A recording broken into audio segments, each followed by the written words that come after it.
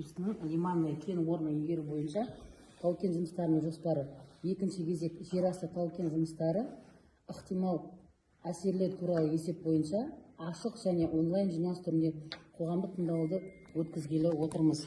Қоғамдық тыңдауды өткізу үшін алдымен қоғамдық тыңдаудың хатшысын тағайындап алуымыз керек. Қоғамдық тыңдаудың хатшысы ретінде Экопрожект компаниясы жауапкершілігі шектеулі серіктестігінің экологы Қылышбаев Ғабит Ордабайұлын ұсынамын. Қарсылықтарыңыз болмаса дауысқа салайық. Бірауыздан. Хатшы бірауыздан қабылданды. Сондай-ақ қоғамдық тыңдаудың регламентін таныстырып өтейін және сіздермен келісіп алуымыз қажет. Баяндамашыны тыңдауға 20 минут, сұрақ жауап пікір алмасуға 20 минут, қоғамдық тыңдаудың хаттамасын қабылдауға 5 минут. Дауысқа салайық. Регламент бірауыздан қабылданды. Ендігі сөзді баяндамашы Ғабит Ордабайұлына берейік. Айта, естіп тұрсыз ба? Қоғамдық тыңдау. Естіп тұр ма? Иә. Құрметті қоғамдық тыңдау қатысушылар, ықтимал әсерлер туралы есеп әзірлеу. Қаттырақ сөйлейсіз бе? Құрметті қоғамдық тыңдау қатысушылар, ықтимал әсерлер туралы есеп әзірлеу жоспарланған қызметтің қоршаған ортаға әсері туралы ақпарат алу мақсатында орындалды. Ықтимал әсерлер туралы есептеу орындау кезінде жоспарланған қызметті жүзеге асыру кезінде қоршаған орта мен әлеуметтік экономикалық ортаның құрамдас бөліктеріне ықтимал өзгерістер анықталды. Сондай-ақ көзделіп отырған қызметтің сапалық және сандық параметрлері, яғни шығарындылар, су тұтыну және су бұру режимі, өндіріс және тұтыну қалдықтары айқындалды. Жобада Лиманное мырыш катедан кен орны қарастырылады. Жобалауға берілген тапсырмаға сәйкес кеніштің өнімділігі 1500 тоннаны құрайды. Бұнда жерүсті объектілерін жобалауға және салуға байланысты жұмыстар қаралмайды. Жоба құрамына тек қана жерасты және тау-кен жұмыстары кіреді. Календарь планға сәйкес, күнтізбелік жоспарға сәйкес кен өндіру жұмыстарының ұзақтығы 30 жыл. Осы кен орнына бөлінген аумақ 28-2 гектарды учаскені құрайды. Жерлер тұрақты пайдалануға берілген. Жобаның мақсаты мен міндеттері: кен орнын ашу және игеру қазу схемасымен тау-кен жұмыстары бірлескен кезектесіп жүргізу көзделген. Бірінші кезекте С1 және С2 санатты республикамен бекітілген кен орнының қорларын қыстауды ескере отырып, плюс 125 метр белгісіне дейін ашық тау-кен жұмыстары. Екіншіше, тау-кен жұмыстарын жүргізу үшін кен орнының өндірістік алаңы жабдықталады.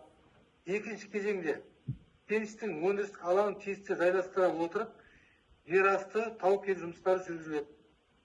Тұрақтану жұмыс режимі 365 күн, 7 күн бойы жұмыс істейді. Ауысына тәулігіне 3 ауысымда жұмыс істейді. Әр ауысымның уақыты 7 сағат 12 минут құрайды. Енді атмосфералық ауаға келетін болсақ, бұнда шығарындардың негізгі көздеріне спирациялық қондырғылар және тау массасын ұшақтау, жерасты қазбаларындағы бұрғылау жару жұмыстары, тау-кен массасын кенді және ашыма тау жұмыстары тиеу, түсіру, тасымалдау, тау-кен және қосалқы техниканың құрылысы, сосын ППС және ашыма тау жұмыстарының үйінділерін қалыптастыру, пайдалану және тозаңдандыру. ППС деп отқан жаңа топырақтың құнарлы қабаты ғой.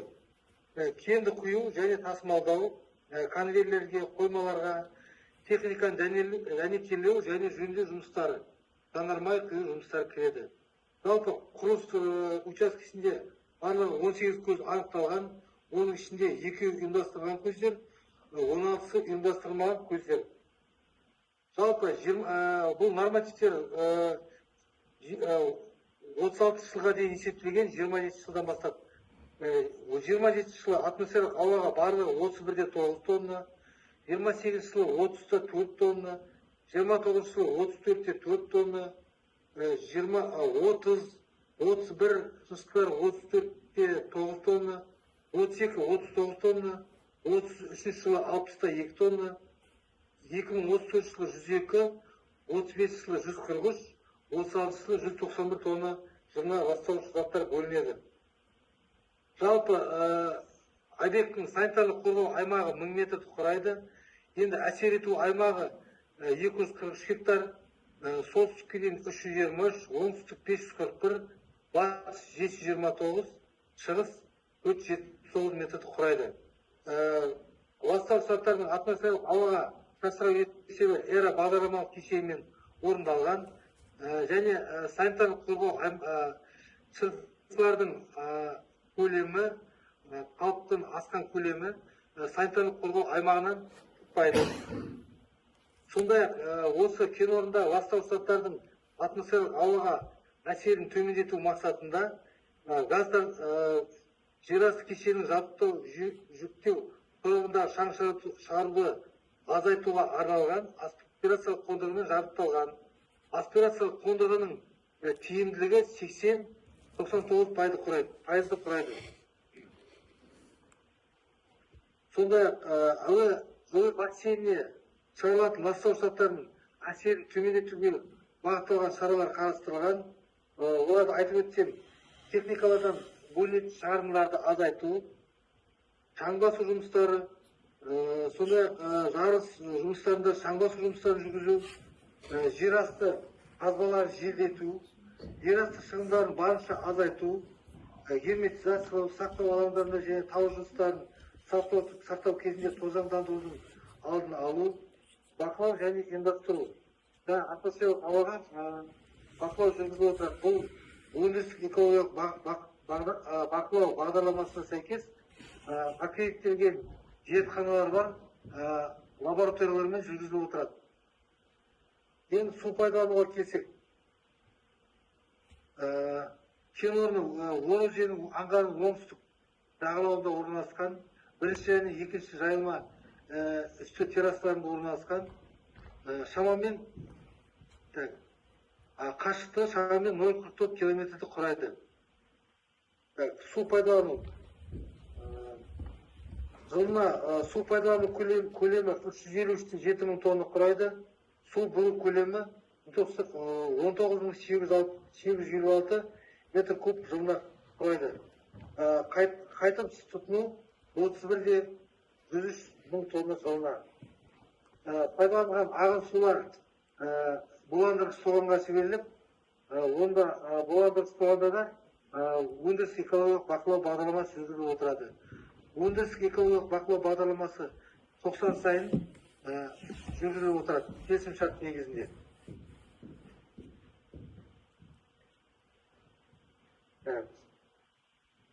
Енді су объектілерінің әсеріне келетін болсақ, жобалық шешімдерді іске асыру кезінде жер үсті және жер асты сулардың жай-күйіне әсерді бағалау, ұтымды су тұтынудан, сарқын сулармен және қалдықтармен дұрыс жұмыс істеуден, қоршаған ортаны қорғау бөлігінде көзделген барлық іс-шараларды сақтаудан құралатын болады. Пайдалану кезінде объекттің сумен пайдалану, жабдықтау және су пайдалану шеңберінде жүзеге асырылады. Ал әсер ету ауқымы жергілікті, әсер етудің кеңістіктік ауқымы көп жылдық, әсер ету қарқындылығы әлсіз болып есептеледі. Жалпы осы жоба бойынша есепте көрсетілген барлық іс-шаралар сақталған жағдайда пайдалану кезеңіндегі қоршаған орта компоненттеріне әсеріне маңыздылығы төмен ретінде бағдарланады. Пайдалану кезінде қалыптарға келетін болсақ, бұрын осы жобада қарастырылмаған жерасты жұмыстары көзделіп, қалдықтардың қосымша мөлшері пайдаланылады. Соның ішінде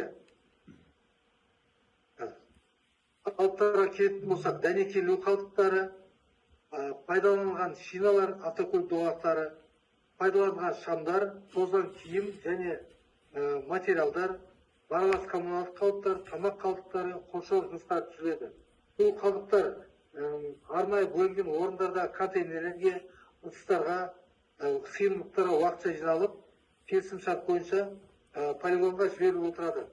Осы қалдықтар әсерін, қоршаған ортаға әсерін төмендету мақсатында қалдықтарды басқару бағдарламасы қарастырылған. Ол бағдарлама бойынша іс-шараларға келетін болсақ, технологиялық жабдықтардың, көліктің және арнайы техниканың сенімді және апатсыз жұмысын қамтамасыз ету, барлық қажетті шараларын сақтай отырып тек ұйымдастырылған бригадалардың қалдықтарды жинауды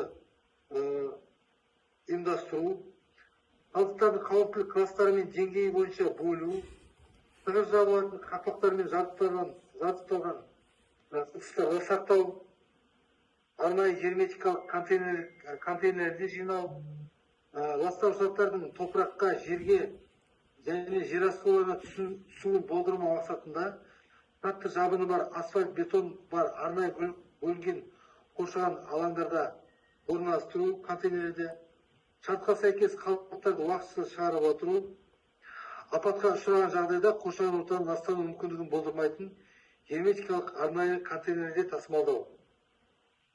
Енді объектінің пайдалану кезеңіне әсерін келестей болады деп көрсетеді. Әсер етудің кеңістіктік ауқымы жергілікті, қарқындылығы орташа. Жалпы барлық іс-шаралар сақталған жағдайда қоршаған орта компоненттері орташа маңыздылықтың әсері ретінде бағаланады. Физикалық әсерлерге келетін болсақ, бұл алдымен шу, діріл және электромагниттік сәулелену.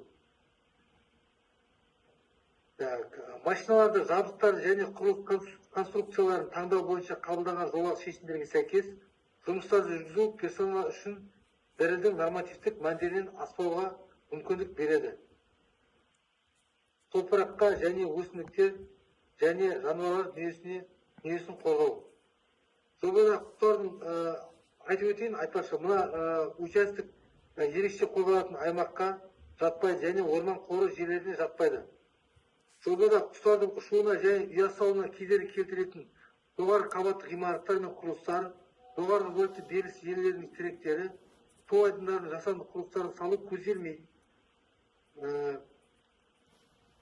Жануарлар дүниесін қорғау мәселелері егжей-тегжейлі қарастырылмаған, өйткені жұмыстар жануарлардың жаппай мекендейтін жерлері жоқ аумақта жүргізіледі, яғни жер астында жүргізіледі. Яғни сирек кездесетін және ерекше қорғалатын жануарлардың, өсімдіктердің тіршілік ету ортасына жатпайды. Әлеуметтік экономикалық аспекттер мен экологиялық тәуелділікті бағалау. Аумақта әлеуметтік экономикалық жағдайларға оң әсер ететін келестей шаралар орын алады.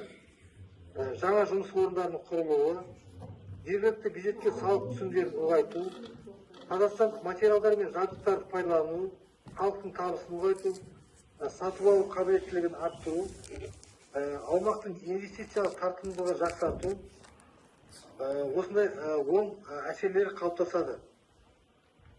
Жер қойнауына әсерін айтып өтсем, жобада қабылданған техникалық шешімдерді, қалану мен игеру жүйелерін, тау-кен күрделі қазбалардың ұтымды орналасуын, оның пайдаланып барлау жүргізілді, сондай-ақ тау жұмыстары массивінің жай-күйіне тұрақты геомеханикалық бақылауды ұйымдастыруды ескере отырып, Лиманное кен орнының жер асты игерілуінің қоршаған ортаға әсері бақыланатын және басқарылатын болып табылады. Шаруашылық қызметтің қоршаған ортаға жалпы әсері жобалық шешімдер сақтамау және өндірістік және геомеханикалық бақылау режимін бұзу кезінде күшті мәнге дейін көтерілуі мүмкін. Яғни орташа маңыздылықтың әсер ретінде бағаланады. Радиациялық жағдайға келетін болсақ, жергілікті жерде гамма сәулелену деңгейін бақылау күн сайын 7 метеорологиялық станцияда жүзеге асырылады.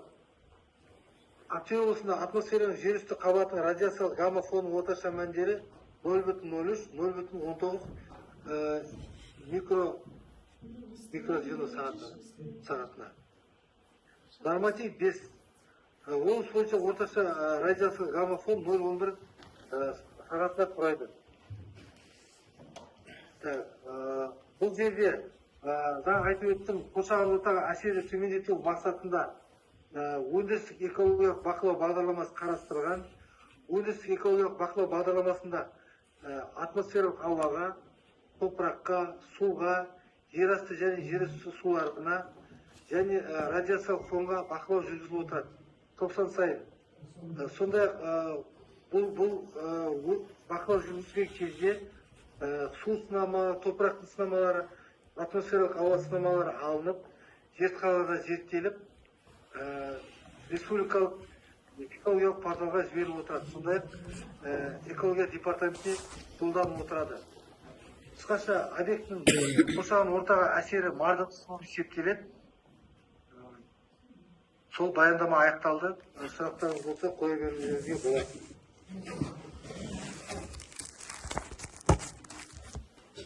Сұрақтарыңыз бар ма проект бойынша?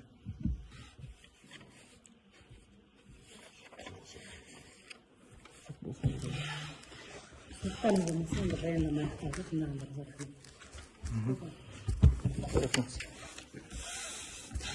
Онлайн участника подождите, я запишу по фамилии. Бұл кете беру ма? Болды, рахмет. Бірақ анау қойылды ғой. Анау қойылды.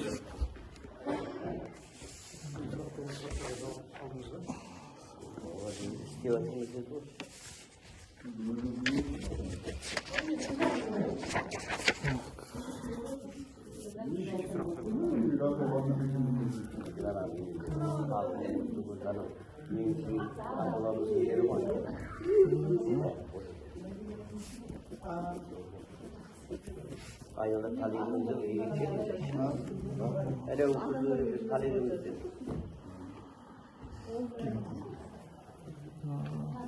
Bunu da kazanırız.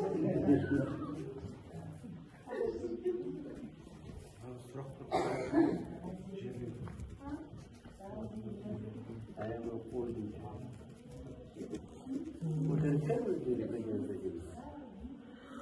Участник под именем iPhone, пожалуйста, представьтесь.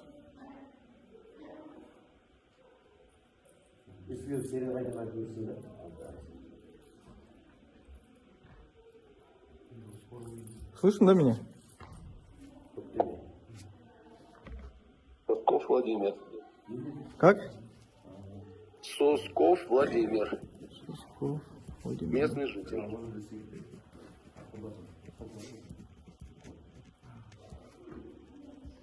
Все, спасибо, все.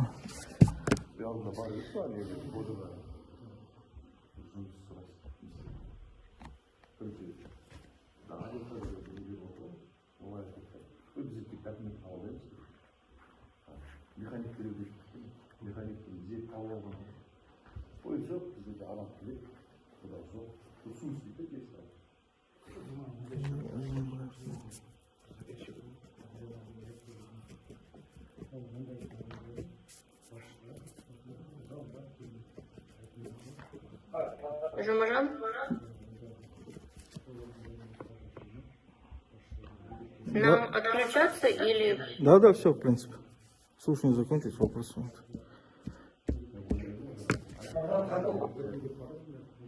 Все, коллеги, спасибо всем. Спасибо всем. Мажан, протокол сізде бар ма? Протокол, как сізге хабарласам? The recording has stopped.